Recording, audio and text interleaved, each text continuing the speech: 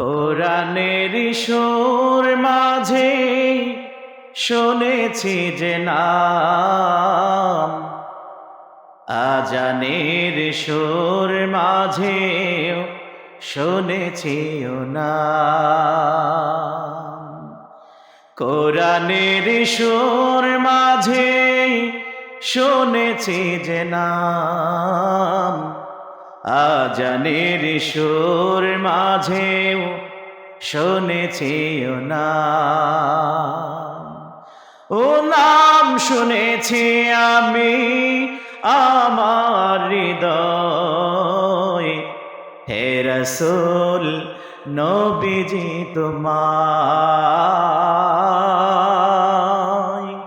হে রাসূল নবীজি তোমায়।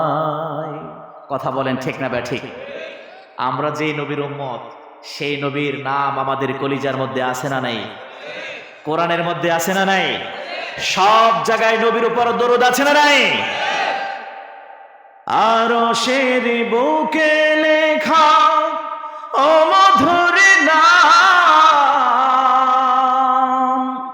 তামাম আলম কুল জানাই সালাম। ব্যথিত মানবতা খুঁজে ফিরে হায়, হে রাসূল নবীজি তোমায়। কোরআনের সুর মাঝে শুনেছি যে নাম, আজানের সুর মাঝে শুনেছি ও নাম। ও নাম শুনেছি আমি আমার হৃদয়, হে রাসূল নবীজি তোমায়। লিল্লাহি তাকবীর, নারে তাকবীর। আলহামদুলিল্লাহ। নয়ারহাট ঘুঘুদিয়া কেন্দ্রীয় জামে মসজিদের পরিচালনা কমিটির উদ্যোগে আয়োজিত আজকের এই সুন্দর কোরআনী আয়োজনের সম্মানিত শ্রদ্ধেয় সভাপতি জনাব মোহাম্মদ আব্দুল্লাহ আল বাইজিদ সাহেব, আজকের মাহফিলের সম্মানিত প্রধান অতিথি, পাথালিয়া ইউনিয়ন পরিষদের স্বনামধন্য সুযোগ্য চেয়ারম্যান, গণমানুষের নেতা জনাব মোহাম্মদ পারভেজ দেওয়ান সাহেব, আছেন বিশেষ অতিথিবৃন্দ, মঞ্চের সামনে উপবিষ্ট দিনদার ইমানদার মুসলমান ভাইরা, উপস্থিত আছেন অসংখ্য ওলামায়ে কেরামের মধ্য থেকে আপনাদের এলাকার বিশিষ্ট আইম্মায়ে মাসাজিদ। বিশেষ করে লক্ষ্য করতেছি আজকের মাহফিলে আপনারা না চাইতেই অনেক আলোচক এখানে উপস্থিত আছেন, যারা সারা বাংলাদেশ ঘুরে ঘুরে কোরআন সুন্নাহর আলোচনা শুনিয়ে থাকেন। হযরত মাওলানা আজিজুল ইসলাম ফুরকানি আছেন, ভাই হাফেজ মাওলানা শাহাদাত হোসেন রুহানি, আমার পাশে বসা আছেন হাফেজ মাওলানা রফিকুল ইসলাম ভাই সহ আরো অনেক উলামায়ে কেরাম। আমরা সকলের জন্য দোয়া করছি আল্লাহ রাব্বুল আলামিন যেন সকলকে কোরআনের জন্য দীর্ঘ হায়াতে তাইয়্যিবা দান করেন। সকলে বলি আমিন। আলোচনা শুনিয়ে আপনাদেরকে ধন্য করেছেন, ইমামকে শানিত করেছেন। অত্যন্ত সুযোগ্য ইমাম এবং খতিব আপনাদের এই ঘুঘুদিয়া কেন্দ্রীয় জামে মসজিদে আপনারা পেয়েছেন। বিশিষ্ট আলেমে দ্বীন, প্রখ্যাত মুফাসসিরে কোরআন হযরত মাওলানা মুফতি আবু হানিফ ইসহাকি সাহেব মাদ্দাজিল্লুহুল আলী, আমার অত্যন্ত বন্ধু মানুষ, কাছের মানুষ। আপনারা সকলেই দোয়া করবেন আল্লাহ রাব্বুল আলামিন যেন আপনাদেরকে নিয়ে কোরআনের এই বাগানকে আরো সুন্দর করে সাজাতে পারেন। সকলে বলে আমিন। সকলকে নিয়ে শুরুতেই আমরা সেই মহান মুনিবের দরবারে শুকরগুজার করতে চাই, যিনি আমাদেরকে অত্র এলাকার হাজারো মানুষের মধ্য থেকে যাচাই বাছাইয়ের মাধ্যমে পৃথিবীর শ্রেষ্ঠতম আয়োজন কোরআনের এই সুন্দর জান্নাতি আয়োজনে আমাদেরকে আসার এবং বসার জন্য তৌফিক দান করলেন। তার এই দরবারে হৃদয় নিংড়ানো আন্তরিক এবং ভালোবাসা দিয়ে সবটুকু শক্তি একত্রিত করে সিংহ শার্দুলের মতো গর্জন দিয়ে চিৎকার করে একবার সকলেই পড়ি আলহামদুলিল্লাহ। সমস্ত দুর্দশানা সেই মহান নবীর প্রতি, সর্বকালের সর্বযুগের সর্বশ্রেষ্ঠ মহামানব মহান নবী সাইয়্যিদুল মুরসালিন খাতামান নবিয়্যিন জনাবে মুহাম্মদুর রাসূলুল্লাহ সাল্লাল্লাহু আলাইহি ওয়াসাল্লামের প্রতি। সম্মানিত মুসল্লিয়ানে কেরাম, দিনী ভাইরা, আমরা এই কোরআনের মাহফিলে আসতে পেরে খুশি না বেজার? আর একটু আওয়াজ দিয়ে পড়ি, খুশি না বেজার? খুশি যদি হয়েই থাকে, জিকির আজগার শুকুর আলহামদুলিল্লাহ সবকিছু যখন বলতে বলা হবে, আমরা আসতে বলবো না জোরে বলবো? চিৎকার করে আবারও বলি আলহামদুলিল্লাহ। আমার ভাইয়েরা, এই কোরআনের মাহফিল আসলে আল্লাহ রাব্বুল আলামিন মুমিনের ঈমানকে বাড়িয়ে দিবেন। কথা বলেন ঠিক কিনা? এতটুকু ঈমান মুমিন হিসাবে আমাদের আছে তো ইনশাআল্লাহ? এতটুকু ঈমান যদি আমাদের থাকে তাহলে আল্লাহ রাব্বুল আলামিন বলেন তোমরা মুমিন। আর মুমিন যারা হবে তাদের ব্যাপারে কোরআনে আল্লাহর ওয়াজ আছে না নাই? সর্বপ্রথম বলতে চাই, মুমিন যদি আমরা হতে পারি, আমরা যদি মুমিন হয়ে থাকি, এই বিশ্বাস যাদের আছে, এখানে আমরা যারা আছি এই মুহূর্তে আমরা সাধারণ কেউ নয়, আমরা সবাই কোরআনের কর্মী। আর আল্লাহর সাথে আমাদের সম্পর্ক কেমন শুনেন। আল্লাহ বলেন, আল্লাহু ওয়ালিয়ুল্লাযীনা আমানু ইউখরিজুহুম মিনাজ যুলুমাতি ইলান নূর। আল্লাহু আকবার। আল্লাহ বলেন, আমি আল্লাহর উপর ঈমান আনবে যারা, আমি আল্লাহর উপর পরিপূর্ণ বিশ্বাস করবে যারা, মুমিন যারা, তারা দুনিয়ার সাধারণ কেউ নয়, আমি আল্লাহর বন্ধু হয়ে যাই তারা। কার বন্ধু? আমরা সবাই কার বন্ধু? আমার ভাইয়ের একজন এমপির সাথে, একজন মন্ত্রীর সাথে সাধারণ মানুষ বন্ধুত্ব করতে চায় কি চায় না? আল্লাহ বলেন, শোনো রে বান্দা, ঈমান আনতে পারলেই বটে, ঈমানের মতো ঈমান আনবে যারা, আমি আল্লাহর বন্ধু হবে তারা। এখন বন্ধু হিসাবে বন্ধুর উপরে কিছু দায়িত্ব আছে না নাই?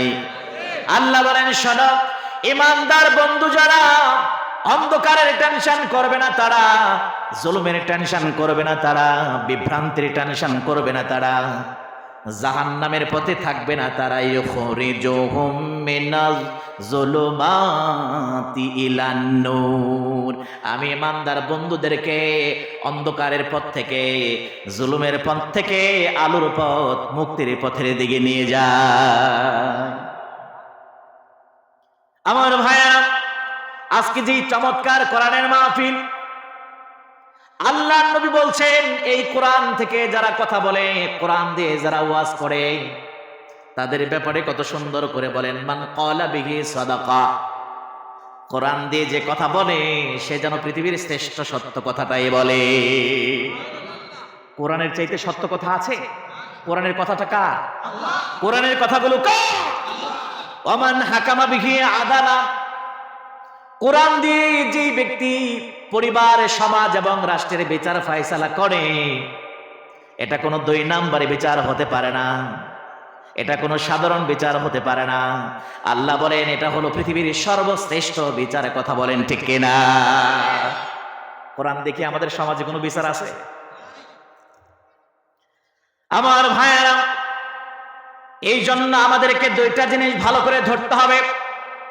একটা হলো আল্লাহর নাজিলকৃত বিধান কোরআন, আর একটা হলো বিশ্বনবীর সুন্নাহ, সেটা হলো হাদিস। কথা বলেন ঠিক কিনা? লান তাদিল্লু মা তামাসসাকতুম বিহিমা কিতাবাল্লাহি ওয়া সুন্নাত রাসূলিহি। নবী বলেন ততদিন পর্যন্ত পথহারা হবে না, বিভ্রান্ত হবে না, তোমরা দিশাহারা হবে না, লাঞ্ছিত অপমানিত হবে না। 2টা জিনিসকে যতদিন পর্যন্ত তোমরা ছেড়ে দেবে না, এক নম্বরে হলো আল্লাহর কোরআন, দুই নম্বরে হলো আমি নবীর জীবন আদর্শ হাদিস সুন্নাহ। কথা বলেন ঠিক কিনা?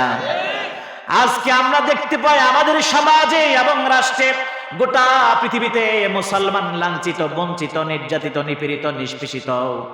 এটা হওয়ার একমাত্র কারণ হলো কোরআনের সাথে আমরা ঐক্যবদ্ধভাবে কোরআনের সাথে আঁকড়ে ধরে নাই। আমরা যার যার মতো করে বিচ্ছিন্ন হয়ে গেছে, কোরআন থেকে অনেক দূরে। কথা বলেন ঠিক কিনা? আল্লাহ বলেন, শোনো, ইন্না হাযাল কুরআনি হাবলুল্লাহ ওয়া হুয়ান নূরুল মুবিন ওয়া শিফাউন নাফি' আকদুল লিমান তুমসিকা বিহি ওয়া নাজাতুল লিমান তাবি'াহু। আল্লাহু আকবার বলেন। আরেক জায়গায় বলেন, ওয়াতাসিমু বিহাবলিল্লাহি জামিআ। কোরআনকে আল্লাহ বলেন, এমন একটি রশি, এমন একটি রজ্জু তোমাদেরকে দান করলাম, তোমরা সকলে মিলে সেই রশিকে, কোরআন নামক রজ্জুকে আঁকড়ে ধরো, কেউ বিচ্ছিন্ন হয় না। এটা কার কথা? তার মানে কোরআন হলো এমন একটি শক্ত রশি, এই রশিটার দুইটা মাথা ধরে নেন। এক মাথা আল্লাহর কাছে, আর এক মাথা কোরআন দিয়ে ছেড়ে দিলেন বান্দার কাছে। কোরআন নামক রশির এই রজ্জুকে, এই রশিকে দুনিয়ার জমিনে যারা শক্ত করে ধরবে, এটাকে যারা পড়বে, এটাকে যারা বুঝবে এবং জীবনে, সমাজে, রাষ্ট্রে মানবে, কোরআন নামক রশির অপর প্রান্ত আল্লাহর হাতে টেনে টেনে দুনিয়া থেকে আল্লাহ জান্নাতে নিয়ে যাবে। কিন্তু এখন আমরা কোরআন নামক রশি ধরে নাই, এক রশি ছেড়ে দিয়ে আমরা ধরছি ভিন্ন ভিন্ন জায়গায় জায়গায় রশি। কথা বলেন ঠিক না? কেউ ধরছি 5 রশি, কেউ ধরছি 8 রশি, কেউ ধরছি আবার 19 রশি। আছে না নাই? ওই হুজুরে এক রশির কথা কোন, এর কোনো গ্যারান্টি আছে নি? 8 রশি ধরে তো টেনশনে আছে যে কুলাই কিনা। মন খারাপ করলেন? সুন্দর আবার গানও আছে এটা নিয়ে। মুখ দেখে যে দুঃখ বুঝিবে, হায়রে মুখ দেখে যে দুঃখ বুঝিবে, বান্ধব কেহ নাহাই দয়াল বাবা। নাম নাই বললাম। ও মুখ তুমি কোথায় খোঁজে পাও, হে বাবা, হে বাবা, হে বাবা। কি আমি কি এই কথাগুলো বানিয়ে বললাম? এই যে দিক দিয়ে গাড়ি যাবে, শত শত গাড়ি, মন খারাপ করবেন না। এই গজলটা যে বললাম, গানটা বললাম, এর মধ্যে কি বললাম একটু খেয়াল করেন। মুখ দেখে যে দুঃখ বুঝিবে, হায়রে মুখ দেখে যে দুঃখ বুঝিবে, বান্ধব কেহ নাহাই। তার মানে আপনি যে বাবার ভক্ত, সেই বাবা আপনার চেহারা দেখা না দেখা আপনার অন্তরের কথা জানে। নাউজুবিল্লাহ। বিশ্বনবী পর্যন্ত কারো চেহারা দেখে মনের কথা বলতে পারেন নাই, কার হুকুম ছাড়া? মা ইয়ান্তিকু আনিল হাওয়া ইন হুয়া ইল্লা ওয়াহয়ুন ইউহা। একটা কথাও নবী বলতেন না, একটা কাজও নবী করতেন না, একজনের ইশারা ছাড়া। তিনি কে? জিবরাইল আমিন যা বলে দিতেন সেটাই নবীজি বলতেন, জিবরাইল আমিন যা করতে বলতেন সেটাই নবীজি করতেন। কথা বলেন ঠিক কিনা? এই জন্যই নবীর মুখের বাণী আমাদের জন্য অনুসরণীয়। ইন্না খায়রাল হাদিসি কিতাবুল্লাহ, নিশ্চয় সর্বশ্রেষ্ঠ কালাম, সর্বশ্রেষ্ঠ কিতাব, সর্বশ্রেষ্ঠ ওয়াজ হচ্ছে আমার আল্লাহর কিতাবের ওয়াজ। কথা বলেন ঠিক কিনা? খায়রাল হাদি হাদি মুহাম্মাদিন সাল্লাল্লাহু আলাইহি ওয়াসাল্লাম, সর্বশ্রেষ্ঠ তরিকা, সর্বশ্রেষ্ঠ পথ হলো আমার নবীর পথ। কথা বলেন ঠিক কিনা? তার মানে আপনি একটু খেয়াল করেন, এমন পীর বাবা বলেন আর যে বাবাই বলেন, যার পর আপনার ধারণা এবং বিশ্বাস হচ্ছে আপনার চেহারা দেখে আপনার মনের কথা বলতে পারে। আরে মিয়া, যেই বাবা সামান্য ভাতের তলের ভাজা মাছের খবর জানে না, সেই বাবা আপনার অন্তরের খবর আবার কেমনে রাখে? যেই বাবা ভাজা মাছ ভাতের তলে আছে সেটার খবর জানে না, সে আবার বাংলাদেশ থেকে খানায় খাবার চত্বরের খবর কেমনে রাখে? এগুলো সব হলো ইমান চুরি করার ধান্দা। কথা বলেন ঠিক না? এই জায়গায় থেকে আমাদেরকে সতর্ক থাকা লাগবে। পীর মাশায়েখদের কিন্তু বিরোধিতা করছি না, আবার সব জায়গায় কিছু দুই নম্বরে আছে না নাই? এই দুই নম্বরই কথাই বলছি আমার ভাইয়া। তাহলে আমাদেরকে বোঝা লাগবে, আপনি এই গান বলেন আর গজল বলেন, যখন আপনি বললেন আর এর উপরে বিশ্বাস রাখলেন, বললেন আর বিশ্বাস করতে দেরি, আপনার ঈমান চট করে চলে যেতে দেরি না। কথা বলেন ঠিক কিনা? আল্লাহ বলেন, শোনো, তোমরা ধরবে একটা রশি, তোমরা ধরবে একটা পথ, সেটা হলো কোরআনের পথ। কথা বলেন কিসের পথ? আমরা সেই কোরআনের পথ ধরতে রাজি আছি তো ইনশাআল্লাহ। কারা কারা রাজি আছি? লিল্লাহি তাকবীর, নারে তাকবীর।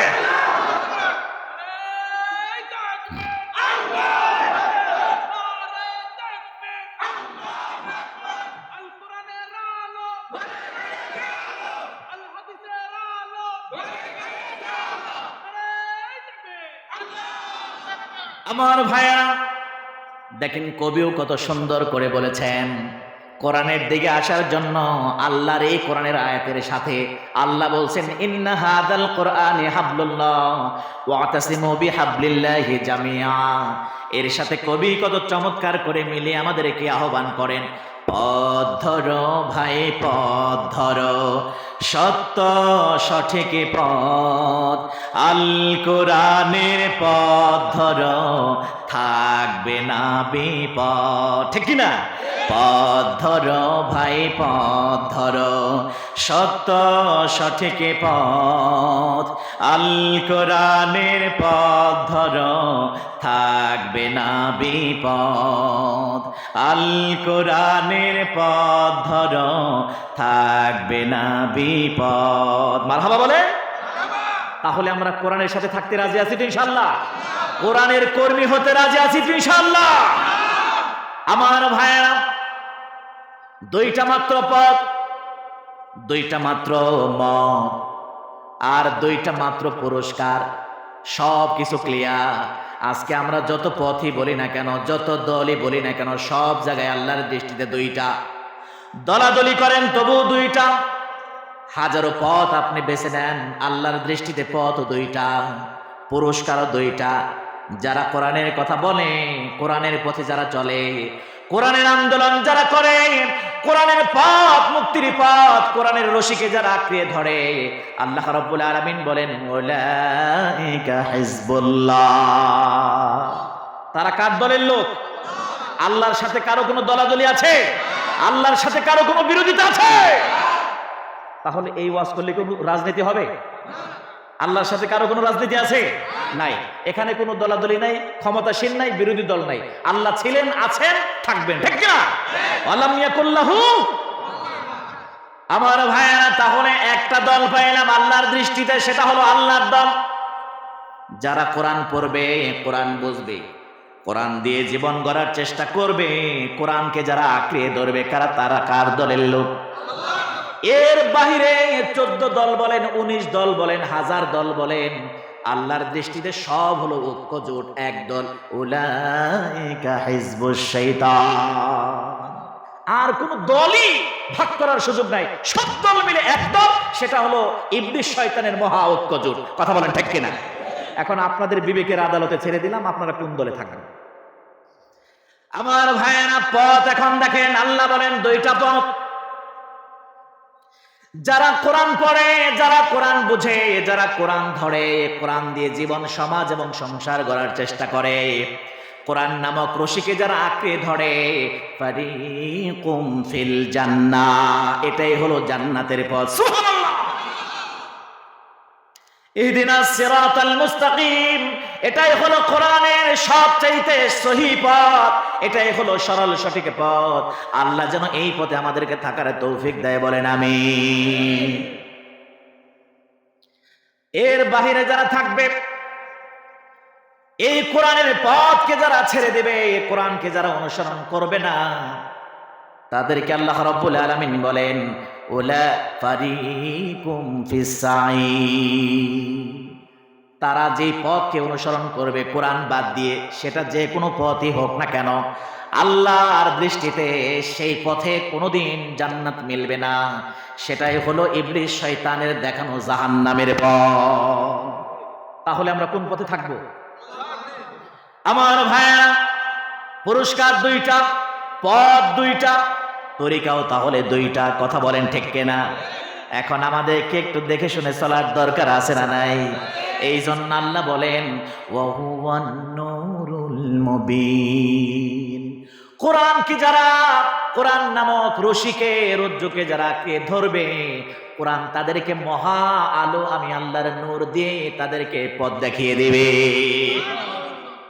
শিরকিয়াতের ব্যাধি, কুসংস্কারের ব্যাধি, জুলুম নির্যাতনের ব্যাধি, বিভিন্ন ব্যাধিতে যদি আপনি আক্রান্ত থাকেন, আল্লাহ রাব্বুল আলামিনের এই কোরআন বলেন ওয়াশিফাউন নাফি', তোমার সমগ্র ব্যাধি থেকে আল্লাহ রাব্বুল আলামিনের এই কোরআন তোমাকে মুক্ত করে দিবে।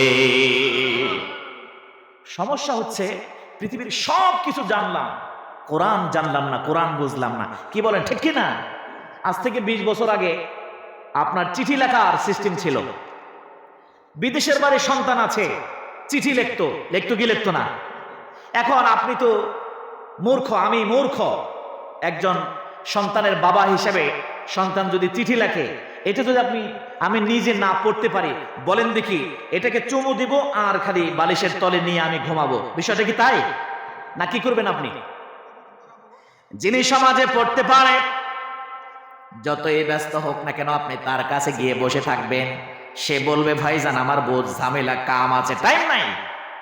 আপনি বারে বারে তার পাশে গিয়ে ইনিয়ে বিনিয়ে আপনি বলবেন ভাইজান একটু পড়ে দেন, আমার বাবা ধন বেচারা কি লিখেছে আমি একটু শুনতে চাই, জানতে চাই। কথা বলেন ঠিক কিনা? ও মিয়া ভাই, আপনার কাছে আল্লাহর নাজিলকৃত বিধান কোরআন আপনার সন্তানের হাতে লেখা একটা চিঠির চাইতেও কি মূল্য কমে গেল? 40 বছর 50 বছরের সময় চলে গেল, 60 বছরের জীবন চলে গেল, বাড়ি করলেন, ঘর করলেন, কত কি আপনি সাজালেন, আপনি নিজের জীবনকে প্রতিষ্ঠিত করার জন্য মাথার ঘাম পায়ে ফেলে দিলেন। আল্লাহ আপনাকে এত চমৎকার একটি বক্তব্য কোরআন দিলেন, একটা বারের জন্য চিন্তা হলো না এই কোরআনে আল্লাহ কি বলেছেন আমি একটু জেনে নেই। আল্লাহ ধরবেন কিনা? এই কোরআনের সাথে আমাদের কানন সম্পর্ক আকদুল লিমান তুমসিকা বিহি। কিয়ামতের ময়দানে আমরা জান্নাতি না জাহান্নামী, এই বিষয়টা কিয়ামতের ময়দানে কোরআন দলিল হবে। আমি চাইলেও জান্নাতে যেতে পারবো না, কোরআন আমার বিপক্ষে সাক্ষী দিবে। আমাকে কোরআন জান্নাতে এবং জাহান্নামের দলিল হয়ে যাবে আল্লাহর কথা। শুধু তাই নয়, কিয়ামতের ময়দানে নবী রাসূল সুপারিশ করবে। যেই কোরআন আমাদেরকে আল্লাহ রাব্বুল আলামিন দিয়েছেন, আল্লাহ বলেন এই কোরআনটাও কিয়ামতের ময়দানে ওয়ানাজাতুল লিমান তাবিআহু, এই কোরআন কিয়ামতের ময়দানে তোমার নাজাতের জন্য উসিলা হবে। বলেন সুবহানাল্লাহ। পৃথিবীতে এমন কিতাব আছে কিনা দেখেন, যেমন আমরা আলেমদের কাছ থেকে শুনেছি, পবিত্রতার সাথে ঈমান এবং মহব্বতের সাথে যদি কেউ কোরআনটাকে চুমু দিয়ে যদি বুকেও লাগায়, তবু একটা বরকত এবং সওয়াব আছে না নাই? বুঝেন আর না বুঝেন, আপনি যদি গুনগুন করে কোরআন পড়েন, আলহামদুলিল্লাহি রাব্বিল আলামিন আর রহমানির রহিম মালিকি ইয়াউমিদ্দিন, কোরআন পড়লে সওয়াব আছে না নাই? শুধু পড়লেন, বুঝেন না। আমার ভাইয়ের, আপনি পড়লেনও না, কোরআনকে আপনি ধরলেনও না। মসজিদের মধ্যে একজন লোক গুনগুন করে কোরআন পড়ে, আপনি পাশে বসে কানটাকে লাগিয়ে দিলেন, দিলের কান, চুপচাপ আপনি শুনতে লাগলেন। আপনি দলিল দেন, এই শোনার মাধ্যমে আমল নামায় সওয়াব আছে না নাই? আপনি বুঝেন কি এক আজীব কিতাব, কি এক আজিম কিতাব, যেই কিতাবটাকে ধরলেও সওয়াব, বরকত, পড়লেও সওয়াব, যে কোরআনটাকে শুনলেও সওয়াব। তাহলে যে কোরআন ধরলে সওয়াব, পড়লে সওয়াব, শুনলেও সওয়াব, সেই কোরআন দিয়ে যদি আপনার জীবন, আপনার সংসার, পরিবার, সমাজ এবং দেশটা চালান, আল্লাহ রাব্বুল আলামিন বলেন, বান্দারে তোমার ওই জীবনটা সাধারণ জীবন থাকে না, তুমি সাধারণ মানুষ থাকো না। কোরআন দিয়ে যেই জীবন গড়া হয় সেই জীবনটা হয়ে যায় সোনার জীবন। কোরআন দিয়ে যে মানুষ হয় সেই মানুষটা হয় সোনার মানুষ। কোরআন দিয়ে যে দেশ গড়া হয় সেই দেশটা হয়ে যায় সোনার দেশ। কথা বলেন ঠিক কিনা? এখন মনে মনে অনেকে বলতেছেন, হুজুর আপনি না বললেও তো আমাদের দেশ এমনি সোনার দেশ। কারণ যে কোনো সরকারি অনুষ্ঠান শুরু করার আগে আমার সোনার বাংলা আমি তোমায় ভালোবাসি, আছে না নাই? তাহলে আমার কথার সাথে কেমন যেন হইল না? এখন আপনাদেরকে বলতে চাই, নবী আমার মক্কা থেকে মদিনায় হিজরত করলেন। অল্প দিনের ব্যবধানে যেই মদিনায় চলে গেলেন, বর্তমান এই মদিনার নাম তখন মদিনা ছিল না, তখন সেই দেশের নাম ছিল কি? ইয়াসরিব। নাম কি? যেমন আমার দেশের পূর্ব নাম ছিল পূর্ব পাকিস্তান। সেখান থেকে বিভক্ত হয়ে আমরা দেশ স্বাধীন করেছি। কথা বলেন ঠিক কিনা? এ দেশের নাম সর্বপ্রথম হলো পূর্ব পাকিস্তান, পরবর্তীতে হলো বাংলাদেশ, অফিসিয়াল নাম হলো গণপ্রজাতন্ত্রী বাংলাদেশ। কথা বলেন ঠিক কিনা? আর ডাক নাম, আদরের নাম হলো আমার সোনার বাংলাদেশ। নবী আমার ইয়াসরিবে গেলেন, অল্প দিনের ব্যবধানে কোরআন দিয়ে মানুষদেরকে ডাকলেন, কোরআন দিয়ে মানুষদেরকে ওয়াজ করলেন। ইয়াসরিব নামক দেশের মানুষগুলো এত ভালো হয়ে গেল, অল্প দিনের ব্যবধানে তারা মানব রচিত তৈরি করা আইনকে বাদ দিয়ে আল্লাহর কোরআন দিয়ে জীবন চালানোর জন্য প্রস্তুত হয়ে গেল। আল্লাহ তাকে নির্দেশ দিলেন, নবী হে, এদেরকে নিয়ে আপনি এই সুন্দর একটি মদিনার রাষ্ট্র গঠন করেন। কোরআন দিয়ে যারা জীবন এবং সমাজ গড়ার জন্য প্রস্তুত হয় তার দেশের নামটাই আমি আল্লাহ পাল্টিয়ে দেব। ওটার কোনো ইয়াসরিব থাকবে না, আল্লাহ বানিয়ে দিলেন সোনার মদিনা। সুবহানাল্লাহ! কেমন যেন একটা মিলে গেল, তাই না? ওটা সোনার মদিনা, আমার দেশের নাম হলো সোনার বাংলাদেশ। নামের মিল বেশি না থাকলেও কাজের বেমিল আছে না নাই? সোনার মদিনা, এখানে অনেক ভাইয়েরা আছেন, উমরা করেছেন, হজ করেছেন। আমাদের রোহানি ভাই কিছুদিন আগেও গেছিল, আমি গিয়েছি, সেখানে দেখেছি সোনার মদিনা শুধু নামই নয়, বাস্তবেও কেমন সোনার মদিনা। যখন মসজিদে আজান হয়, হাইয়া আলাস সালাহ,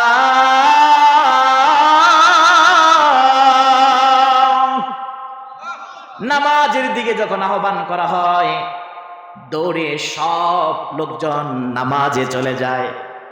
হাটে ঘাটে বাজারে দোকানে মনকে মন ওজনের সোনা, মনকে মন সোনার দোকান খোলা রেখে দৌড়িয়ে মসজিদে চলে যায়।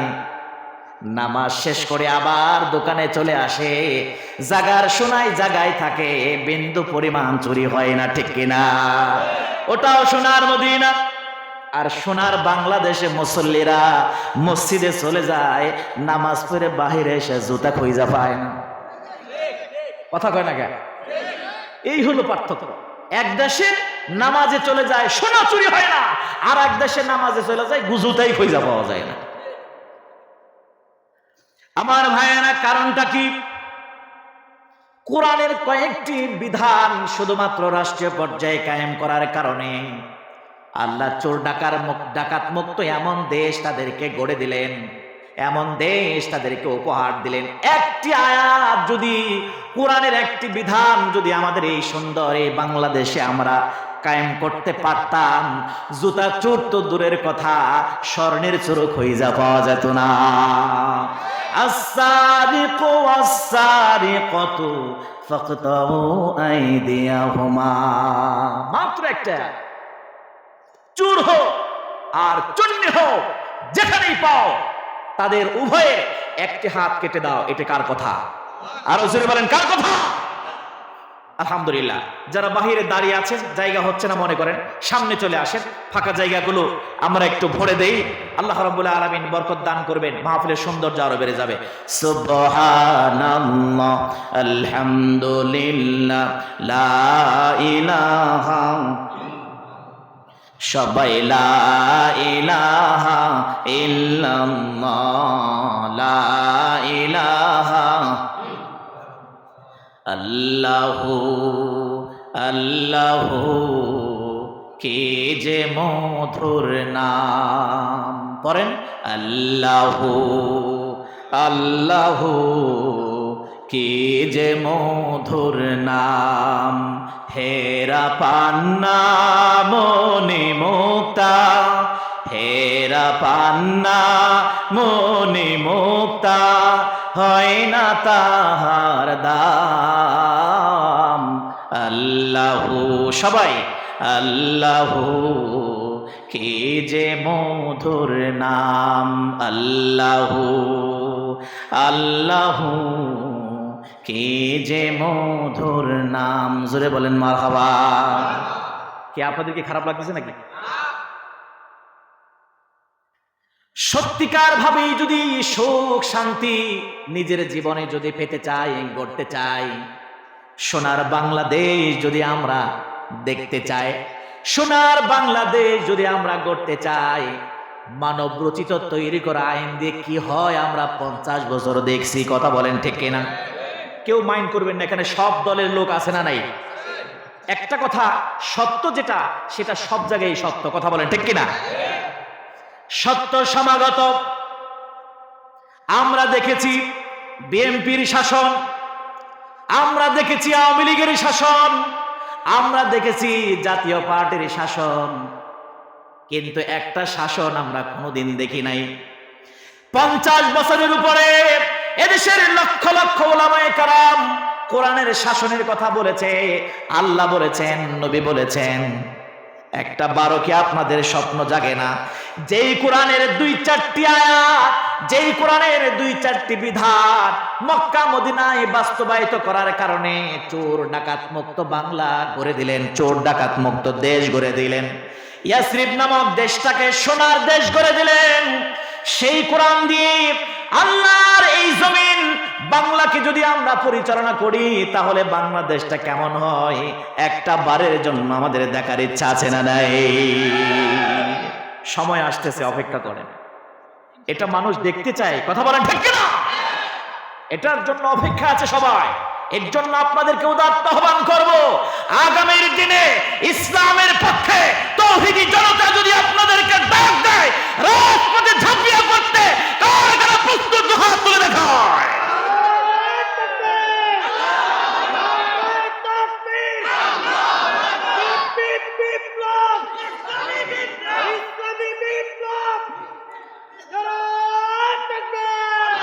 আমার ভাইয়া, কেন বলছি শোনেন, আপনি কোনো কিছুই কোরআনের বাহিরে চিন্তাই করবেন না। কোরআন কোনো এমন কিতাব নয় আপনি শুধু পড়বেন, কোরআন কোনো এমন কিতাব নয় আপনি শুধু শুধু বুকে লাগাবেন। কোরআন শুধুমাত্র এমন কিতাব নয় যেটাকে আপনি ফু দিয়ে পানি খাবেন, যেটাকে আপনি ছোট্ট করে তাবিজে ভরে রাখবেন। আল্লাহ বলছেন কোরআন তোমাদের জন্য কেমন সমস্যার সমাধান শোনো।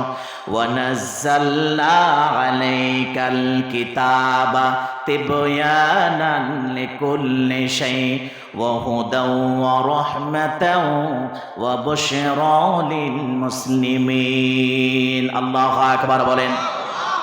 আল্লাহ কি বলেন শুনেন, ওয়ানাজ্জালনা আলাইকাল কিতাব, এমন একটি কিতাব, এমন একটি কোরআন তোমাদের নিকট নাজিল করলাম। তিবয়ানান লিকুল্লি শাই, এমন কোন বিষয় নাই যে এই বিষয়ে আমি আল্লাহ কোরআনের মধ্যে বর্ণনা করি নাই। তিবয়ান, সব বিষয়ে কোরআনে আলোচনা আছে।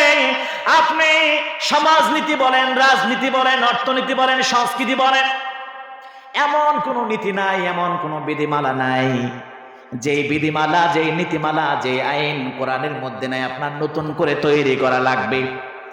শুধুমাত্র আমাদের এই সমস্যা, যেই কোরআন দিয়ে আমরা নামাজ পড়ি, যেই কোরআনের একটা আয়াত দিয়ে আমরা 1 মাস লাগাতার রমজানের রোজা রাখি, কথা বলেন ঠিক কিনা? কয় আয়াত? একটা মাত্র আয়াত। ইয়া আইয়ুহাল্লাযীনা আমানু কুতিবা আলাইকুমুস সিয়ামু কামা কুতিবা আলাল্লাযীনা মিন ক্বাবলিকুম লাআল্লাকুম তাত্তাকুন। আল্লাহু আকবার বলেন। একটা মাত্র আয়াত। এই আয়াতের নির্দেশে লাগাতার 1 মাসের রোজা আমরা রাখি। এই আয়াতের মাধ্যমেই কিন্তু রোজা ফরজ হয়। কিন্তু যেই নামাজ পড়ি কোরআন দিয়ে, যেই কোরআন দিয়ে রমজানের রোজা রাখি, যেই কোরআন দিয়ে আমরা যাকাত দেই, যেই কোরআনের বিধানে আমরা হজ করি, কথা বলেন ঠিক কিনা?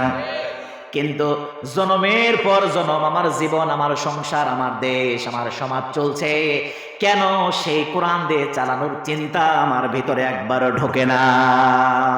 কবি বড় আফসোস করে বলেন, নামাজি নামাজি পড়ো ভাই, নামাজি নামাজি পড়ো ভাই, ও নামাজি কোরআন দিয়ে নামাজি পড়ো, সমাজ কেন গড়ো না? দরকার আছে না নাই? কিন্তু এইটা বললেই অন্য কিছু তালাশ করা হয়, রাজনীতি খোঁজা হয়। আল্লাহ বলছেন সবকিছু আছে কোরআনে, তার মধ্যে জীবনের একটা পার্ট হচ্ছে রাজনীতি, কথা বলেন ঠিক না ঠিক? এটা তো আছেই, সব নীতি আছে। আল্লাহ বলছেন আপনি একটু সামাজিক রাষ্ট্রীয় কথা যদি কোরআন থেকে বলেন, গন্ধ খোঁজা হয় রাজনীতি। এই জন্য কবি আপনার উত্তর দিয়ে দেয়, কিন্তু নবীর সমাজে গড়ার কাজে এত দ্বন্দ্ব কেন বাজে? নবীর জীবনী দিয়ে যদি সমাজ চালাতে চাই, দ্বন্দ্ব আছে না নাই? দেশ আওয়ামী লীগ চালাক, সমস্যা নাই। দেশ বিএনপি চালাক, জাতীয় পার্টি চালাক, সমস্যা নাই। ব্রিটিশদের আইন জন্মের পর জনম মানছি, ব্রিটিশ চলে গেছে কত বছর আগে, সমস্যা হয় না, কথা বলেন ঠিক কিনা? সমস্যা হয় ওলামায়ে কেরাম যদি কোরআনের আইনের কথা বলে। যেই কোরআন দিয়ে নামাজে সাজে, যে কোরআন দিয়ে রোজা সাজে, সমাজটা কেন না সাজে? কিন্তু নবীর সমাজে গড়ার কাজে এত দ্বন্দ্ব কেন বাজে? কিন্তু নবীর সমাজে গড়ার কাজে এত দ্বন্দ্ব কেন বাজে? দ্বন্দ্ব আছে না নাই? আমার ভাইয়া, নবীজি খাওয়ার পরে মিষ্টি খেয়েছেন, এটা নিয়ে কোনো দ্বন্দ্ব নাই, এটা নিয়ে কোনো মন্দ মতামত নাই। নবীজি মাথায় পাগড়ি বেঁধেছেন, এটা নিয়েও কোনো দ্বন্দ্ব নাই। নবীজি লাঠি ব্যবহার করেছেন, এটা নিয়েও কোনো দ্বন্দ্ব নাই, কথা বলেন ঠিক কিনা? শুধুমাত্র দ্বন্দ্ব যেই কোরআনের সমাজ গড়ার জন্য নবী জন্মভূমি ছেড়ে মদিনায় চলে গেলেন, যেই মানুষগুলো ছিল সবচাইতে খারাপ, যেই যুগের চাইতে নিন্দনীয়, যেই যুগের চাইতে বর্বর যুগ পৃথিবীতে আর একটাও আসবে না, এত খারাপ যুগের মধ্যে আমরাও নেই, কথা বলেন ঠিক কিনা?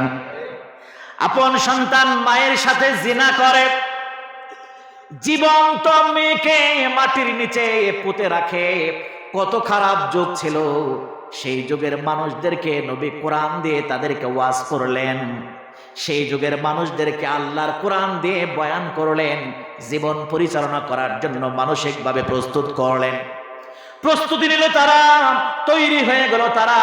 আল্লাহ রাব্বুল আলামিন এমন সোনার মানুষ বানিয়ে দিলেন তাদেরকে। নবী বলেছেন যেই যুগ সবচেয়ে নিন্দনীয় খারাপ, আবার নবী বলেছেন খয়রুল কুরুনিল করনি, আবার সেই যুগকে সর্বশ্রেষ্ঠ বানিয়ে দিলেন কে?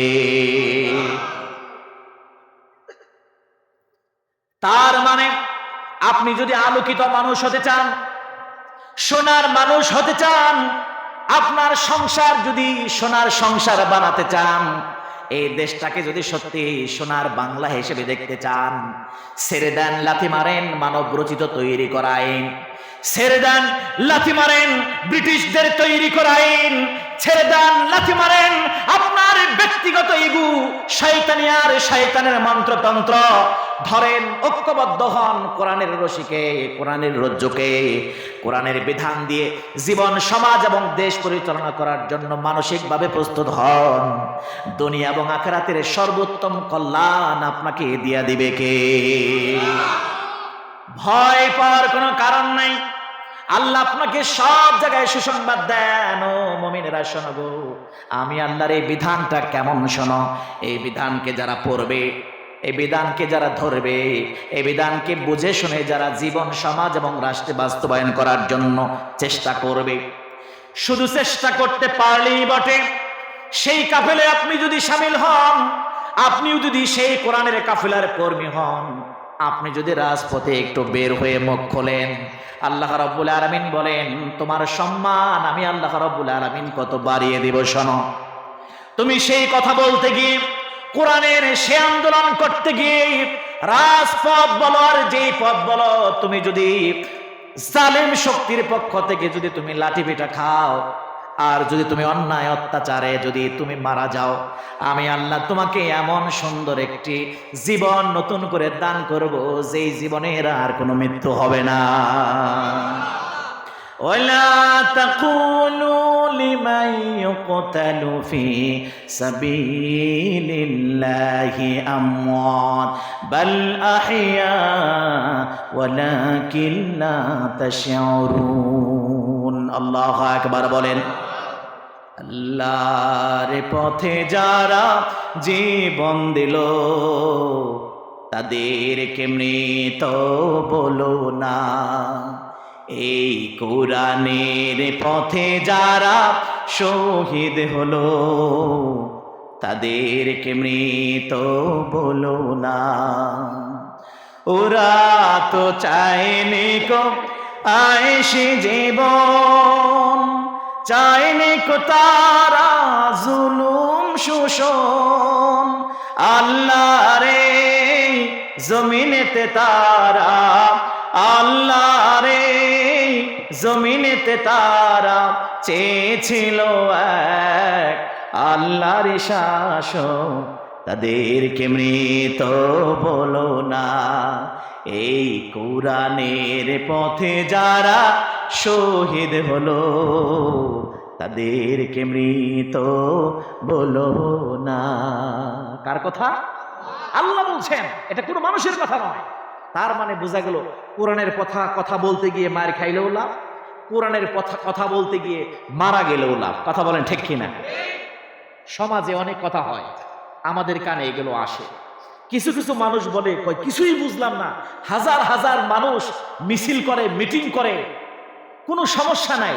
কিন্তু কিছু কিছু মিছিল আছে 2, 4, 10, 20 জনে করে, ওরে সর্বনাশ! তার আওয়াজ কি, তাদের সাহস কি, তাদের অবস্থা দেখে আমাদের ভয় হয়। আমি তাদেরকে এমন করেই বলি যে এই সমাজে যারা দুনিয়ার জন্য, যারা বিভিন্ন আন্দোলন করে, সংগ্রাম করে দুনিয়ার স্বার্থের জন্য, তাদের কিন্তু প্রত্যেকটা আন্দোলন এবং সংগ্রামের মধ্যে, মিছিলের মধ্যে মনে একটা কথা থাকে, বাহিরে একটা কথা থাকে। কারণ বাঁচলে ক্ষমতা, মরলে শেষ, এরকম একটা বিষয় আছে না নাই? মরলে পড়া কোনো ক্ষমতা আছে? আর কোরআনের কথা বলতে গিয়ে যারা রাজপথে নামে, কোরআনের আন্দোলন এবং সংগ্রাম যারা করে, তাদের ভিতরের একটা কথা থাকে, বাঁচলে গাজী, মরলে শহীদ, মাঝখান দেয়া যা হবার তাহা হবে। কথা বলেন ঠিক কিনা? এই জন্য তাদের ইমানি জোশ এবং শক্তি পাওয়ার বাড়িয়ে দেয় কে? আরো যে বলেন কে? যদিও আপনারা কষ্ট পেয়ে থাকেন, আমার কিচ্ছু করার নাই। ইসলামটা পরিপূর্ণ, ইসলামকে পরিপূর্ণ করে দিয়েছেন কে? আপনি একজন মুসলিম ইমানদার, আপনাকে কোথাও থেকে কোনো আইন, কোনো কানুন, কোনো ধারা, কোনো নীতিমালা ধার করে নিতে হবে। ইসলাম এমন বিষয় নয়, ইসলাম হচ্ছে কমপ্লিট। এই জন্য আপনাকে ঢুকতে বলেছেন ইসলামের মধ্যে কমপ্লিট। উদখুলু ফিস সিলমি কাফা। বিশ্বনবীর হাদিস, লা ইউমিনু আহাদুকুম হাত্তা ইয়াকুনা হাওয়াহু তাবআন লিমা জিতু বিহি। ততক্ষণ পর্যন্ত আমার উম্মতেরা মুমিন হবে না, যতক্ষণ পর্যন্ত আল্লাহর পক্ষ থেকে আনিত ইসলামকে পরিপূর্ণ জীবন ব্যবস্থা হিসেবে পেয়ে তার অন্তরাত্মা খুশি হবে না। ইসলামকে পেয়ে যারা পরিপূর্ণভাবে অন্তর খুশি হতে পারবে না, নবী বলেন সে আমার পরিপূর্ণ উম্মত নয়, সে আমার দলভুক্ত নয়। আফাতুমিনুনা বিবাদিল কিতাবি ওয়া তাকফুরুনা বিবাদ, কিছু অংশ কোরআন থেকে মানবেন, নামাজ রোজা হজ যাকাত, আবার সমাজে যখন বিচারটা করবেন তখন কোরআনের খবর নাই। তাদেরকে আল্লাহ রাব্বুল আলামিন বলেন কিছু মানবে কিছু মানবে না, তা হতে পারে না। বরঞ্চ তোমার মতো বহু নামাজি, তোমার মতো বহু হাজি, তোমার মতো বহু গাজীকে আমি আল্লাহ সামাজিক বিচার ব্যবস্থার ক্ষেত্রে আমি আল্লাহ রাব্বুল আলামিন শুনিয়ে দিলাম, শোনো। ومن لم يحكم بما أنزل الله فأولئك هم الكافرون। আরেক জায়গায় বলেন ফাসিক, আরেক জায়গায় বলেন জালেম। আপনি নামাজি হতে পারেন, হাজি হতে পারেন, গাজী হতে পারেন, আল্লাহ আপনাকে ডেকে ডেকে কোরআনের এই বিধানগুলো আপনাকে শোনাচ্ছে। তুমি যেই কোরআন দিয়ে নামাজ পড়লা, রোজা রাখলা, হজ করলা, যাকাত দিলা, সেই কোরআন দিয়ে তোমার সমাজের এবং দেশের বিচার ফাইসালা যদি না করতে পারো, তাহলে তোমার চেয়ে বড় জালেম আর কাফের কেউ হতে পারে না।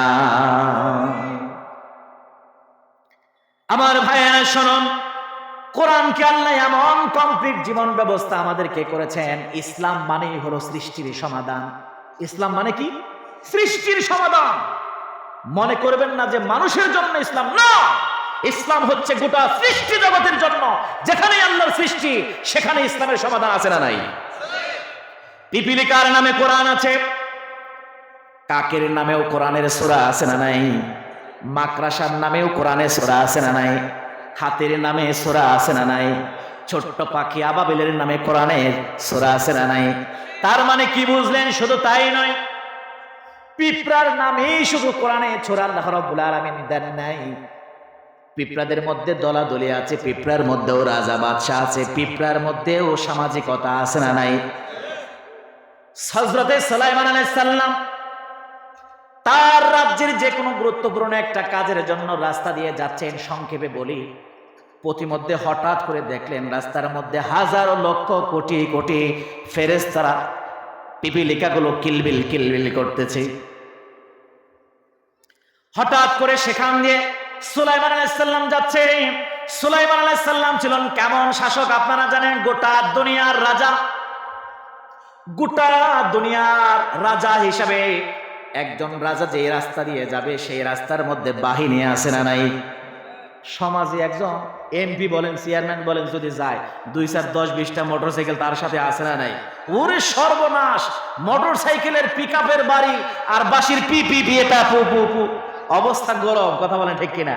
আর সারা দুনিয়ার বাচ্চা যাচ্ছে মিয়া পয়গম্বর সুলাইমান আলাইহিস সালাম, অবস্থাটা কি হতে পারে? আমার ভাইয়েরা, তার বাহিনী ছিল পাখি, তার বাহিনী ছিল দেওদানব, জিন, তার বাহিনী ছিল কত শত বাহিনী। আল্লাহ রাব্বুল আলামিন পয়গম্বর সুলাইমান আলাইহিস সালাম ঘোড়ার পিঠে সওয়ার করে তার বাহিনীদেরকে নিয়ে যাচ্ছেন। হঠাৎ করে সুলাইমান আলাইহিস সালামের কানের মধ্যে পিট পিট করে আওয়াজ আসে, পিপিলিকার আওয়াজ। পিঁপড়ার একটা ভাষা আছে না নাই? এই ভাষা জ্ঞান সুলাইমান আলাইহিস সালামকে আল্লাহ দান করেছিলেন। দূর থেকে কেন পিঁপড়ার আওয়াজ আসে? হঠাৎ করে সুলাইমান আলাইহিস সালাম থেমে গেলেন সেখানে নীরবে। সঙ্গী সাথী সফর সঙ্গী যারা আছে তারা কিছুই বুঝতে পারলেন না ব্যাপারটা কি। বাদশা হঠাৎ করে যাত্রা থামিয়ে দিলেন। তিনি শুনতে পারলেন আমার সামনেই বিশাল একটি পিপিলিকার বহর, বিশাল একটি পিপিলিকার দরবার। একটা পিপিলিকার অঞ্চলে সেই পিপিলিকার যিনি রাজা, সেই রাজা সব পিপিলিকাদেরকে নিয়ে একটি সমাবেশ করছে।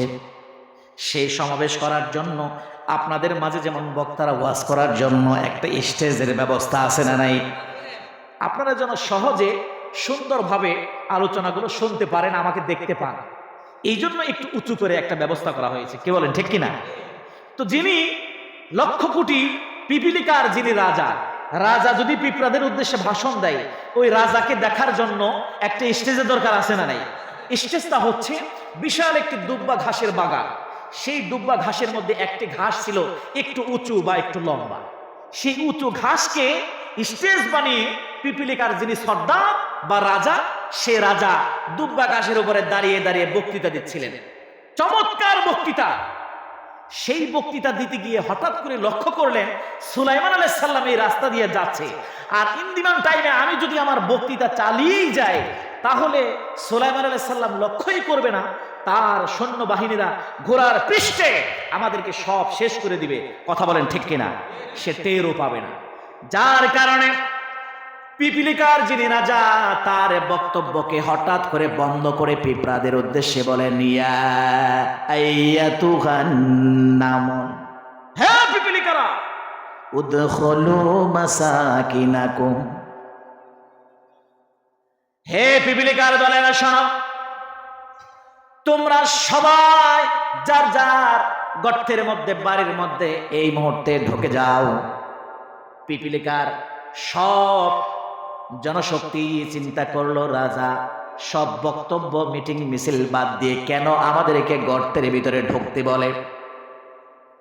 সুন্দর করে বক্তব্য দিয়ে ওয়াজ পরবর্তীতে শোনাইলেন, শোনো, এখান দিয়ে পয়গম্বর সুলাইমান আলাইহিস সালাম যাচ্ছে তার সৈন্যবাহিনীদেরকে নিয়ে, তার ঘোড়া এবং বিভিন্ন সৈন্যবাহিনীদেরকে নিয়ে। এই অবস্থায় এইভাবে যদি আমাদের মিটিং মিছিল চালিয়ে যায়, তার ঘোড়ার পায়ের বাড়ির আঘাতে তোমরা সবাই শেষ হয়ে যাবে, সুলাইমান আলাইহিস সালাম টেরও পাবে না। সুলাইমান আলাইহিস সালাম শুধু এটা শুনলেনই না, এটা ভালো করে শোনার পরে তিনি উপলব্ধি করলেন, একটা পিপিলিকার রাজা হয়ে এত বড় একটা সমাবেশকে বানচাল করে, ক্যান্সেল করে, যদি আমি সুলাইমান আলাইহিস সালামের বাহিনীর অত্যাচার নির্যাতনের হাত থেকে রেহাইয়ের জন্য তার কর্মসূচি বাদ দিয়ে যদি তার বাড়ি ফিরে যেতে পারে, তাহলে এখান থেকে আমাকে শিখতে হবে দেশ এবং জাতিকে কিভাবে পরিচালনা করতে হয়, অন্যায় অত্যাচার নির্যাতন থেকে তাদেরকে কিভাবে, জুলুম থেকে তাদেরকে সেভ করতে হয়। কথা বলেন ঠিক কিনা? আর আমাদের অবস্থা তো হচ্ছে বর্তমানে এমন, লক্ষ মানুষ মারা যায় যা, তবু আমার গদি ঠিকঠাক। কথা বলেন ঠিক কিনা? আমার ভাইয়েরা, এই জন্য আল্লাহ রাব্বুল আলামিন বলেন, শোনো, সব বিষয় আমি কোরআনের মধ্যে বর্ণনা করে দিয়েছি বান্দারে, তোমাদেরকে বোঝানোর জন্য একটা মাকড়াসার দৃষ্টান্ত দিতেও আমি আল্লাহ দ্বিধাবোধ করি নাই। সেই কোরআনে যদি সব কিছু আমাদের জন্য ওপেন বর্ণনা আল্লাহ করে থাকেন, আমার কথা হলো, কেন আমরা সেই কোরআনকে বাদ দিয়ে মানব রচিত তৈরি করা আইনের দিকে আমরা যাচ্ছি? আমরা সেদিকে আর যেতে চাই না। আমরা সবাই কোরআনের পক্ষে থাকবো, রাজি আছি ইনশাআল্লাহ। এই কোরআন দিয়ে আপনি যা করবেন তাই লাভ, তাই সব। একটা কথা খেয়াল করেন, কোরআন কোরআন কোরআনের আইন আইন যতই বলতেছি, কিছু মানুষের কষ্ট লাগতে পারে, তাদের উদ্দেশ্যে বলি, শোনেন, এই কোরআন দিয়ে আমার জীবনে যতগুলো বিচার হবে এই জমিনে, এই দেশে, সেই বিচার আর দ্বিতীয়বার আল্লাহ আখেরাতে আদালতে করবেন না। আবারও বলছি, কোরআন দিয়ে আপনার জীবনে যেই বিচার একবার হবে, সেটা হোক জিনার বিচার, সেটা হোক মদের বিচার, সেটা হোক চুরির বিচার, সেই বিচার আখেরাতের আদালতে দ্বিতীয়বার আর হবে না। কারণ আল্লাহর আইন বিধান কয়টি? একবার হয়েছে, আল্লাহর আইন দিয়ে দ্বিতীয়বার আর হবে না কিয়ামতে। আমার ভাইয়ের, এবার খেয়াল করুন, কোরআন দিয়ে বিচার যদি একবার দুনিয়ায় হয়, দ্বিতীয়বার আখেরাতে হবে না। আর কোরআন দিয়ে বিচার যদি না হয়ে ব্রিটিশদের তৈরি করা আইন দিয়ে হয়, আমার দলের তৈরি করা আইন দিয়ে হয়, দেশের সংবিধান দিয়ে হয়, তাহলে সেটার বিচারে কিয়ামতের ময়দানে আর একবার হবে কি হবে না? কোরআন দিয়ে একবার বিচার করে দেখুন। এই বুঝ যাদের মধ্যে ছিল, তারা নিজের অপরাধকে কোরআনের আইনের সামনে সুপর্দ করে দিয়েছে। কেমন করে দেখুন। পর্দার আড়ালে আমার সম্মানিত মা এবং বোনেরা, খেয়াল করে শুনুন, কান খাড়া করুন। ইসগোত্রের একজন মহিলা চিন্তা করলেন, আহারে, যেই কোরআন দিয়ে একবার বিচার হবে দুনিয়ায়, আখিরাতে আর দ্বিতীয়বার বিচার হবে না, আল্লাহ করবেন না। তবে কোরআন দিয়ে যদি বিচার না হয় দুনিয়ায় অন্যায়ের, সেটা আবার আখিরাতের ময়দানে হবে। তবে দুনিয়ার বিচারের চাইতে আখিরাতের বিচারটা কঠিন হবে। কথা বলেন ঠিক কিনা? দুনিয়ার শাস্তি সহ্য করা সম্ভব হবে, কিয়ামতের ময়দানে আগুনের শাস্তি, জাহান্নামের শাস্তি সহ্য করা সম্ভব হবে না। ইস গোত্রের মহিলা, তিনি আল্লাহর রাসূলের কাছে বিচার চাইলেন। একটি মহিলা কার কাছে বিচার চাইলেন? আল্লাহর রাসূলের কাছে। আমার ভাইরা, যারা দাঁড়িয়ে আছে ওনারা বসতে পারছে না, বিদায় আপনাদেরকে একটু অনুরোধ করা হচ্ছে, যার সামনেই একটু ফাঁকা জায়গা আছে আমরা মেহেরবানি করে ফাঁকা জায়গাগুলো একটু পূরণ করে বসি, একটু জিকির করে লা ইলাহা, জোরে লা ইলাহা ইল্লাল্লাহ, লা ইলাহা আল্লাহু এ নামের কালাম, আল্লাহু এ নামের কালাম, কণ্ঠে মধু মেখে কোহ কোহ ওই পাপিয়া, কোহ কোহ ওই পাপিয়া, উঠো সে সদা ডেকে, আল্লাহু এ নামের কালাম। জোরে বলেন মারহাবা। মহিলা বিচার চাইলেন আল্লাহর রাসূলের কাছে, নিজের বিচার। দেখেন কিসের বিচার? মহিলাটা জিনা করছে। কি করছে? এরকম অপরাধী আমাদের সমাজে খুঁজে পাওয়া যাইব? ইয়া রাসূলুল্লাহ, জিনা করছি, জাহান্নামের আগুনে জ্বলতে চাই না, জাহান্নামের শাস্তি সহ্য করা সম্ভব নয়, কোরআন দিয়ে আমার দুনিয়ার জমিনে জিনার বিচার করে দেয়। আমার মায়েরা খেয়াল করুন, জিনার বিচার দুই ধরনের। যদি পুরুষ এবং নারী বিবাহিত হয় তাহলে একরকম, সেটার শাস্তি কি? সঙ্গে সার পাথর নিক্ষেপ করতে হবে। আর যদি অবিবাহিত পুরুষ এবং নারী হয় তাহলে 100 বেত্রাঘাত। আমার ভাইয়েরা, বিবাহিত নারী আল্লাহর নবীকে বললেন, নবীকে জিনা করেছি, অন্যায় করেছি, আপনি আমার বিচার করে দেন কোরআন দিয়ে। দুনিয়ার বিচার সহ্য হবে, আখিরাতের ময়দানে আল্লাহর আদালতের বিচার সহ্য হবে না, জাহান্নামের আগুন সহ্য হবে না। নবী বললেন, ঠিক আছে, ও আল্লাহর বান্দি, জিনার শাস্তি কত কঠিন ভয়াবহ তুমি কি জানো? মহিলা বলল, নবীকে আমি ভালো করেই জানি, আমার জীবন চলে যায় যাক, আফসোস নাই, তবু তো আমার বিচার হলো কোরআন দিয়ে। যেহেতু কোরআন দিয়ে বিচার দুনিয়ায় একবার হলে আখিরাতে হবে না, এই জন্য আখিরাতের জাহান্নামের আসামি আমি হতে চাই না। বিশ্ব নবী বললেন, তাহলে কি তুমি প্রস্তুত? কয় হ্যাঁ। নবী বললেন, ও আল্লাহর বান্দি, তুমি যে জিনা করেছ, এই জিনার বিনিময়ে কি তোমার পেটের মধ্যে কোনো সন্তান এসেছে? মহিলাটি বলল, হ্যাঁ নবী, আমার পেটের মধ্যে সন্তান এসেছে।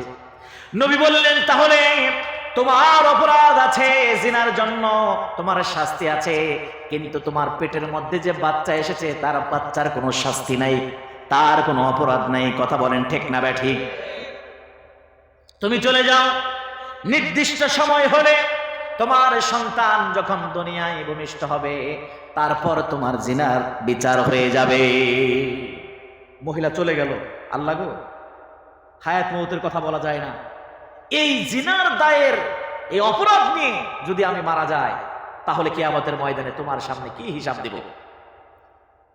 দিনক্ষণ গলতে লাগলেন। সে মহিলা এক এক করে তার সময় চলে আসলো, চমৎকার করে তার সন্তান ভূমিষ্ঠ হলো, দুনিয়ায় আসলো। সন্তান ভূমিষ্ঠ হওয়ার পরে মহিলাটা মনে মনে বড় খুশি, দৌড়ে চলে গেলেন বিশ্ব নবীর দরবারে। নবী গো, এই তো আমার সন্তান দুনিয়ায় এসেছে, আপনি আমার জিনার জন্য একটি বিচার করে দেন। নবী বলেন, না না, এই সন্তান সবেমাত্র দুনিয়ায় এসেছে, তোমার বুকের দুধ তাকে দহন করা লাগবে, তাকে খাওয়ানো লাগবে। এই সন্তান যতদিন পর্যন্ত সাধারণ খাবার খেতে না পারে ততদিন পর্যন্ত তোমার বুকের দুধ তাকে পান করানো লাগবে। তুমি চলে যাও। এই সন্তান সাধারণ খাবার খেতে পারবে, এরপর সন্তান বেঁচে থাকতে পারবে, একা একা খেতে পারবে। তারপর তোমার বিচার হবে।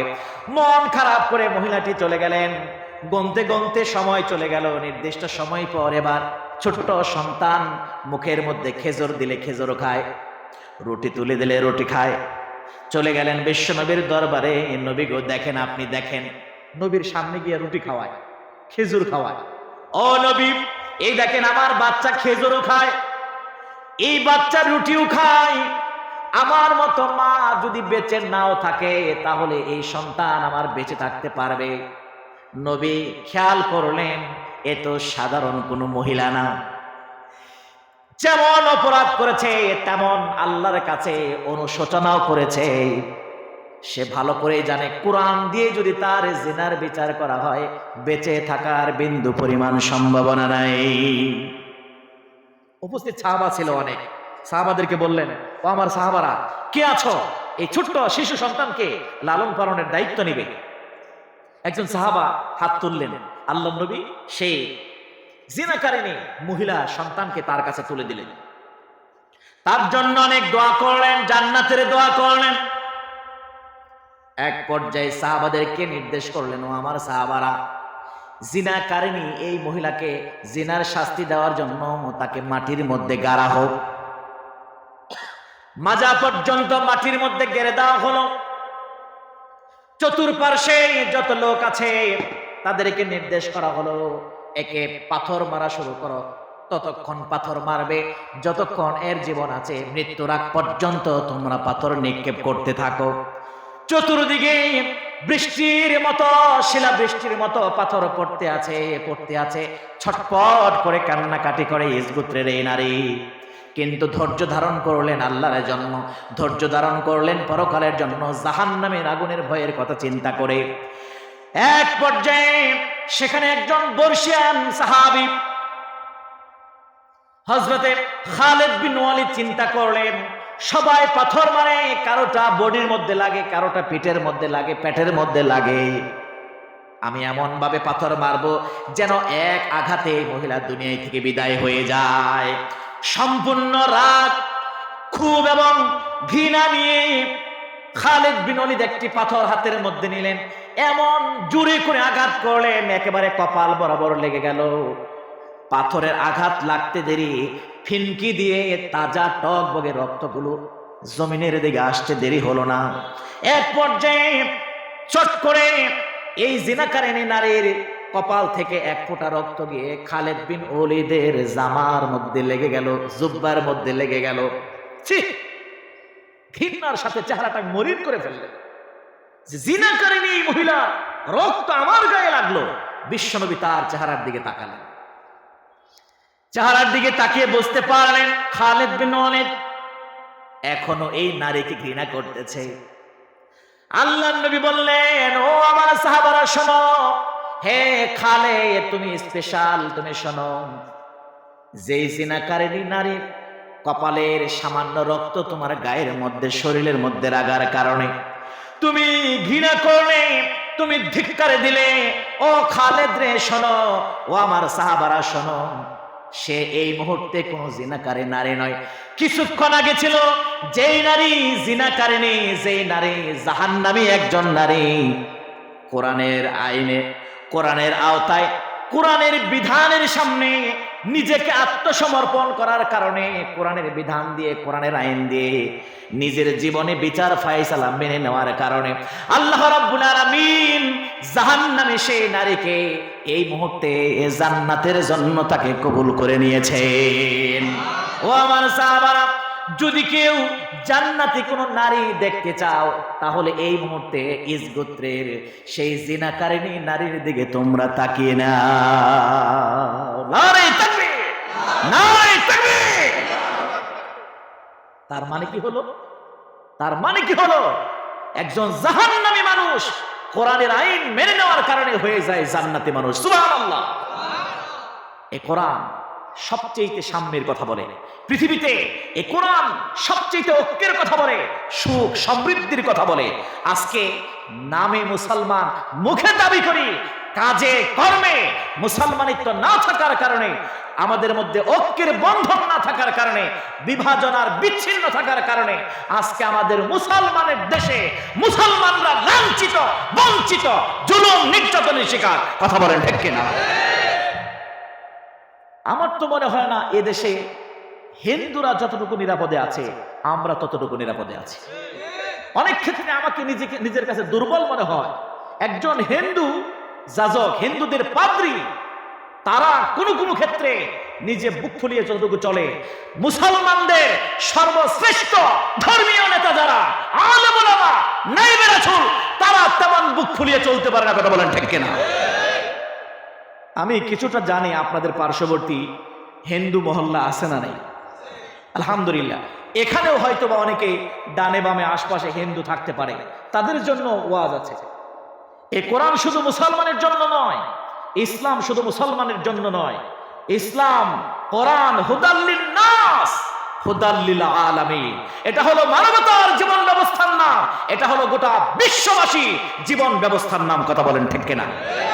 হিন্দু ভাইয়েরা মনে করতে পারে যে তাহলে কি আমাদেরকে একটু অন্যরকম দেখে? না, আসুন আমার বিধর্মী ভাইয়েরা, কোরআনের দিকে আসুন, আপনারাও ইসলামের দিকে আসুন, আপনারাও ঘুঘুদিয়া কেন্দ্রীয় মসজিদের দিকে।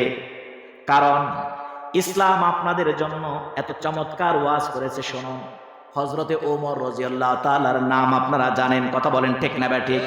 দাও খোদা দাও আমায় আবার ওমর দারাজ দিল, দাওয়ালির মতো বীর সেনানি, আলির মতো বীর সেনানি, জাগাতে নিখিল, দাও খোদা দাও আমায় আবার ওমর দারাজ দিল। পড়েন আমিন। একটু হিন্দু ভাইদের জন্য দুটো কথা বলি। ওমর রাদিয়াল্লাহু তাআলার শাসন আমল, তিনি হলেন রাষ্ট্রের প্রেসিডেন্ট। তিনি কি? রাষ্ট্রের প্রেসিডেন্ট। আচ্ছা বলেন দেখি, যেই দল ক্ষমতায় থাকে সেই দলের জনশক্তিদের পাওয়ার বেশি না কম? দেখেনি তো বর্তমানে ক্ষমতাসীন যারা, আনন্দ ফুর্তির কোনো অভাব নাই, বিরোধী দলে যারা, মায়ের গুতার কোনো শেষ নাই। কি কোন ঠিক কিনা? খালি দৌড়ের তালে খালি। ওমর রাদিয়াল্লাহু তাআলা অনেক মায়ের খেয়েছেন, জুলুম নির্যাতনের শিকার হয়েছেন। মুসলমান যারা সৈন্য কর্মী বাহিনী যারা অনেক মায়ের জুলুম নির্যাতনের শিকার হয়েছেন। হযরতে ওমর যখন ক্ষমতায়, এখন তো আর কোনো কথা নাই। ওমর রাদিয়াল্লাহু তাআলার শাসন আমলে হঠাৎ করে একটা অভিযোগ আসলো, একটি হিন্দু মহল্লা থেকে, বিধর্মীদের মহল্লা থেকে বিচার আসলো। বিচারটা কি? বিচার আসলো, আমিরুল মুমিনিন, আমার মুসলিম অধ্যুষিত এলাকায় আমার বাড়ি, আমার ঘর। বিষয়টা হলো ইসলাম ক্ষমতায় থাকার কারণে আপনার দলবল, আপনার মুসলিম পরিবার সকলে ঐক্যবদ্ধ হয়ে একটি আল্লাহর ঘর মসজিদ নির্মাণ করেছে। দুঃখজনক হলেও সত্য, সেই মসজিদের মধ্যে আমার কিছু জায়গা আছে যেটা জোর করে তারা দখল করে সেখানে মসজিদ নির্মাণ করেছে। আপনাদের দৃষ্টিতে কি মসজিদটা করছে কি এটা কি খারাপ কাজ না ভালো কাজ? দুইটাই বলতে পারেন। ভালো কাজটাই বলেন প্রথমে। মসজিদ নির্মাণ করা তো খারাপ কাজ না।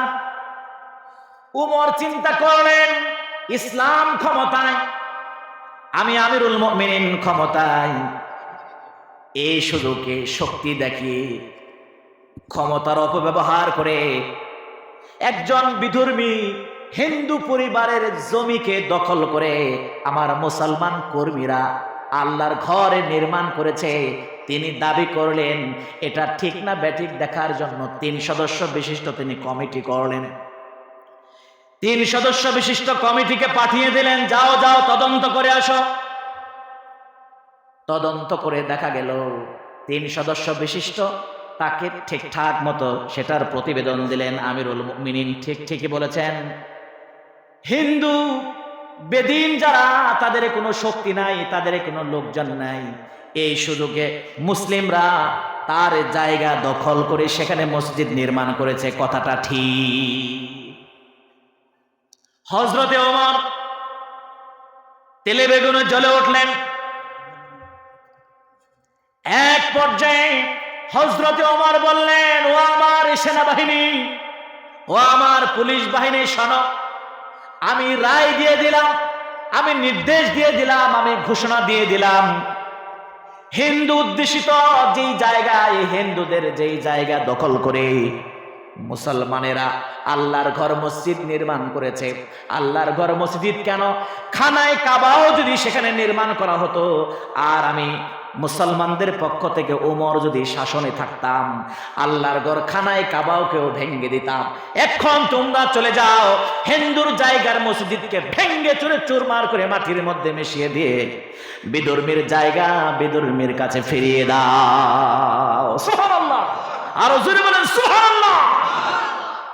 তৎক্ষণাৎ ইসলামী রাষ্ট্রের প্রশাসন গিয়ে বিধর্মীদের সেই জায়গাকে, মসজিদকে ভেঙ্গে মাটির মধ্যে মিশিয়ে দিয়ে বিধর্মীর জায়গা বিধর্মীর কাছে ফিরিয়ে দিল। বলেন সুবহানাল্লাহ। এটাই হচ্ছে ইসলাম, এটাই হচ্ছে ইসলামের সৌন্দর্য এবং সংস্কৃতি। আজকে এই জায়গা থেকে আমাদেরকে মৌলবাদী বলে, এই জায়গা থেকে আমাদেরকে নাশকতাকারী বলে, নানান দুষ্কৃতিকারী বলে কি করা হচ্ছে জানেননি? এক শ্রেণীর মানুষ দিয়ে হিন্দুদের উপাসনালয়কে, হিন্দুদের গির্জা ঘরকে আগুন দিয়ে পুড়িয়ে আবার মুসলিম সমাজে কিছু লোকদের ঘাড়ের মধ্যে চাপিয়ে দেওয়া হচ্ছে। কথা বলেন ঠিক কিনা? এটা হচ্ছে এক ধরনের স্বার্থান্বেষী মহল ইসলামকে কলুষিত করার জন্য, কলঙ্কিত করার জন্য আজকে এই পায়তারা হচ্ছে। মূলত ইসলাম সবচেয়ে বিধর্মীদেরকে শান্তি নিশ্চিত করার কথা বলে। কথা বলেন ঠিক কিনা? এখানে একজন মুসলমানের ক্ষতি হতে পারে, কিন্তু পাশে আমাদের হিন্দু ভাইয়েরা আছে। আমার ইসলাম বলে মায়ের পেটে সন্তান যেমন নিরাপদে থাকে, মুসলমান সমাজে একজন হিন্দু, একজন বৌদ্ধ, খ্রিস্টান তার চাইতে বেশি নিরাপদে থাকবে। কথা বলেন ঠিক কিনা? এটাও হচ্ছে আমাদের ঈমান, এটাও হচ্ছে আমাদের ঈমানি দায়িত্ব। আল্লাহ যেন আমাদের হিন্দু ভাইদেরকেও বুঝার তৌফিক দান করে। সকলে বলে আমিন। কেন তাদেরকে বুঝার তৌফিকের কথা বললাম? যে নিজের হাতেই বানায় মূর্তি, নিজের হাতেই রং করে, নিজের হাতেই লিপস্টিক দেয়, নাকি কথাগুলো মিথ্যা বললাম? নিজের হাতেই খাওয়ান দেয়, কিন্তু কোনোটাই কাজে আসে না, খাবার খেতেও পারে না। শুধু তাই নয়, এত সুন্দর করে যে নাক বানিয়েছে, সেই নাকের আবার ছিদ্রও আছে। সেখানে দেখবেন একটা মাছি ঘন্টার পর ঘন্টা বসে আছে, কিন্তু ওই মূর্তির সেটা নাড়ানো চাড়ানোর কোনো খেদানোর সুযোগ নাই। তার মানে কি বোঝা গেল? যাই হোক আমার ভাইরা, আল্লাহ যেন তাদেরকে হেদায়েত দান করেন। ইসলাম নামক এই সৌন্দর্যের নিয়ামতে আল্লাহ যেন তাদেরকে কবুল করেন। সকলে বলি আমিন। লা ইলাহা ইল্লাল্লাহ, জোরে লা। পিছনে যারা আছেন মেহেরবানি করে ডানে বামে এসে ঢুইকা যান। লা ইলাহা ইল্লাল্লাহ, লা ইলাহা